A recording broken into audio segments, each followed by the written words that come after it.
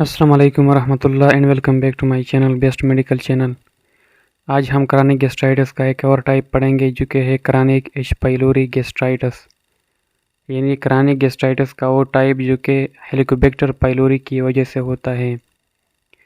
यह 90% chronic gastritis के cases में एच पाइलोरी की वजह से क्रॉनिक गैस्ट्राइटिस होता है, जबकि 10% केसेस में ऑटो इम्यून होता है।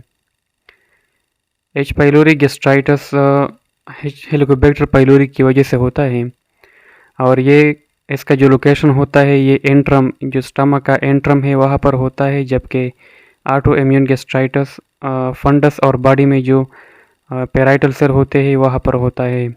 तो ये तो एक लोकेशन डिफरेंट है कि ये एंट्रम पर होता है और ये एंट्रल गैस्ट्राइटिस यहाँ पर होता है। और दूसरा डिफरेंस ये है कि ऑटो इम्यून गैस्ट्राइटिस में एसिड का प्रोडक्शन डिक्रीज हो जाता है क्योंकि पैराइटल सेल की डिस्ट्रक्शन होती है, उनके खिलाफ एंटीबॉडी बनते हैं, तो उसके नतीजे में एसिड का प्रोडक्शन कम हो जाता है।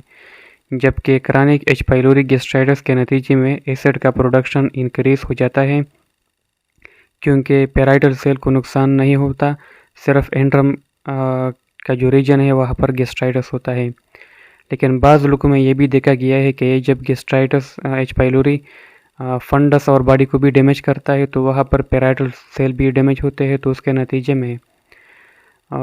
नतीजे में एक तो एकाइलोहाइड्रिया हो जाता है या हाइपोकाइलोहाइड्रिया हो जाता है। बास कंडीशन में एकाइलो नहीं होता, हाइपोकाइलोहाइड्रिया हो जाता है, जबकि बास कंडीशन में इंटेस्टाइनल मेटाप्लेजिया भी हो सकता है in case of chronic H pylori gastritis. अब सवाल पैदा होता है कि एच पाइलोरी जो बैक्टीरिया है उसमें क्या कमाल है, उसमें इस तरह यूनिक क्या चीज़ है, वो किस तरह गैस्ट्राइटिस काज करता है। तो 4 ऐसे फैक्टर है एच पाइलोरी में कि जिनकी वजह से ये यूनिक है और ये एंट्रम में गैस्ट्राइटिस काज करता है, क्रॉनिक एच पाइलोरी गैस्ट्राइटिस। सबसे पहले ये है कि ये एक एंजाइम सिक्रेट करता है, यूरिएज। यूरिएज क्या करता है, ये अमोनिया को अमोनिया में कन्वर्ट करता है, और जब अमोनिया में कन्वर्ट हो जाता है तो चूँकि अमोनिया बेसिक है तो ये एच पाइलोरी अपने इर्द गिर्द इन्वायरमेंट को बेसिक बनाता है और एसिड का जो इफ़ेक्ट है वो उससे अपने आप को महफूज रखता है। तो एक तो यूरिएज की सिक्रेशन की वजह से ये वहाँ पर महफूज रहता है और फिर डैमेज काज करता है। दूसरा है एडहेसिन्स। एडहेसिन्स ये बैक्टीरिया फोल्यूलर सेल के साथ अटैच होने के लिए इस्तेमाल करता है, क्योंकि अगर ये वहाँ पर अटैच नहीं होगा तो फिर भी कोई ये अपने नुकसान काज नहीं कर सकता। तो पहले ये अपने आप को वहाँ पर अटैच करता है एडहेसिन्स के थ्रू, यूरियस के थ्रू अपने इर्द गिर्द पीएच को बेसिक बनाता है और ख़ुद को महफूज रखता है। और इसमें फ्लैजेला होते हैं क्योंकि म्यूकस जो है ना वो विस्किड होता है, तो ये वैसे हरकत नहीं कर सकता, लेकिन इसके साथ फ्लैजेला होता है तो फ्लैजेला के थ्रू ये हरकत करता है। और इसके अलावा ये जो टॉक्सिक इफेक्ट पैदा करता है वो डिफरेंट टाइप ऑफ टॉक्सिन पैदा करता है। मिसाल के तौर पर जो साइटोटॉक्सिन एसोसिएटेड जीन ए है वो डिफरेंट टाइप ऑफ टॉक्सिन पैदा करता है, जिनकी वजह से जो अल्सरेटिव इफेक्ट होते हैं यहाँ पर वो पैदा होते हैं। तो अगर हम क्रॉनिक एच पाइलोरी गैस्ट्राइटिस में स्टमक की मॉर्फोलॉजी को देखें तो वहाँ हमें, अगर हम म्यूकोजा को देखें तो हमें एक तो एंट्रम में गैस्ट्राइटिस नज़र आएगा, उसके साथ साथ इसके कॉम्प्लिकेशन में भी हमें mucosa associated lymphoid tissue lymphoma मिलेगा।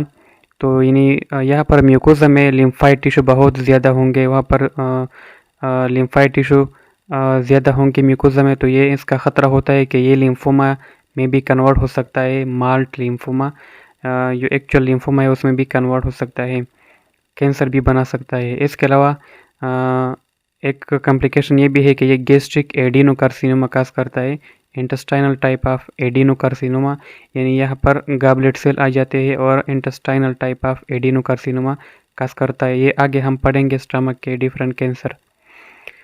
तो फाइंडिंग में तो हमने पढ़ा कि इसमें एक तो एंट्रल गैस्ट्राइटिस होता है, यानी एंट्रम में जो एच पाइलोरी है वो यहाँ पर गैस्ट्राइटिस काज करता है, और इसके अलावा चूँकि यहाँ पर पैराइटल सेल मोस्टली डैमेज नहीं होते तो एसिड प्रोडक्शन इंक्रीज हो जाता है, और जिसकी वजह से यहाँ पर कॉम्प्लिकेशन में सबसे ज़्यादा पेप्टिक अल्सर डिजीज़, जिसको हम आगे पढ़ेंगे, वो ज़्यादा होता है क्रॉनिक एच पाइलोरी गैस्ट्राइटिस में as compare to auto immune gastritis.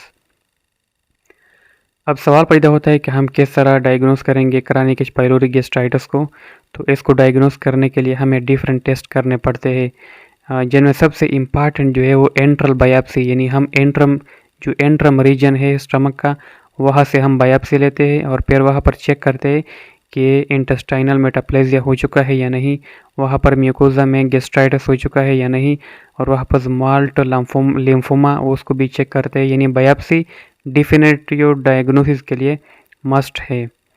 दूसरा जो हम टेस्ट करते हैं वो है स्टूल टेस्ट, यानी हम स्टूल में चेक करते हैं, पीसीआर करते हैं, वहाँ पर डीएनए चेक करते हैं बैक्टीरिया का, ये भी इम्पॉर्टेंट टेस्ट है। तीसरा है यूरिया ब्रेथ टेस्ट, यानी चूँकि एच पाइलोरी यूरिएज सीक्रेट करता है, यूरिया को अमोनिया में कन्वर्ट करता है, तो हम उसके ब्रेथ में यूरिया ब्रेथ टेस्ट करते हैं ताकि हमें पता चले कि एच पाइलोरी मौजूद है या नहीं है। इसके अलावा एंटी एच पाइलोरी एंटीबॉडी के उस पेशेंट के बॉडी में इम्यून सिस्टम ने उसके खिलाफ एंटीबॉडी बनाया है या नहीं, उसको भी हम चेक करते हैं। उसके टाइटर जो था एंटीबॉडी टाइटर, उसको हम मालूम करते हैं। फिर हम इसको किस तरह ट्रीट करेंगे, जब हमें पता चल गया कि ये एच पाइलोरी गैस्ट्राइटिस है तो इसको हम किस तरह ट्रीट करेंगे। इसको हम ट्रीट करने के लिए ट्रिपल थेरेपी देते हैं। ट्रिपल थेरेपी का मकसद ये है कि ये 3 किस्म के मेडिसिन पर मुश्तमिल होता है। उसमें एक प्रोटॉन पंप इनहिबिटर होता है और 2 एंटीबायोटिक होते हैं। एंटीबायोटिक में क्लेरेथ्रोमाइसिन होता है एक, और एक टेट्रासाइक्लिन होता है। तो ये उस एच पाइलोरी के खिलाफ हम देते हैं और उस एच पाइलोरी को एरेडिकेट करने की कोशिश करते हैं, क्योंकि अगर लॉन्ग लास्टिंग कंडीशन में ये बाकी रह गया तो इसमें माल्ट लिम्फोमा के चांसेस भी होते हैं, गैस्ट्रिक एडिनोकार्सिनोमा के चांसेस भी होते हैं, और इसके साथ साथ पेप्टिक अल्सर डिजीज़ के चांसेस भी होते हैं। तो ये क्रॉनिक एच पाइलोरी गैस्ट्राइटिस की डिटेल था।